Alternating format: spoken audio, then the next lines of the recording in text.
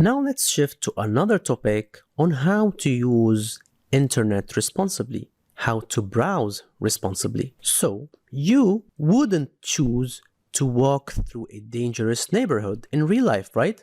So why do you visit dangerous neighborhoods online? Cybercriminals use lurid content such as bait to trick you on those dangerous websites to download malware.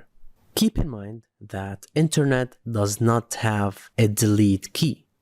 So when you're visiting unknown websites, when you're posting personal information on these websites, this is there forever. My recommendation is not to access unknown sites over the internet. Don't use the same password on different platforms. I cannot stress this enough. I know this is a common practice, but if one of your accounts on one of the platforms is compromised, it means all of your accounts on the other platforms will be compromised. Think very carefully about sharing information on various online services.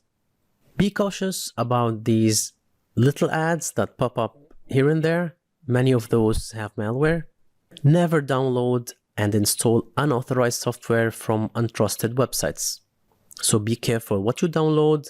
A top goal of cybercriminals is to trick you into downloading malware. Eventually installing it, they will have the door to steal your information.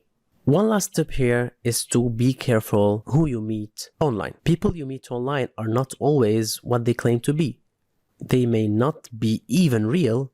Fake social media profiles are everywhere, and hackers are using this to cozy up to unwary web users to pick their cyber pockets. So be careful of whom you talk to and whom you add as you are cautious in your personal life.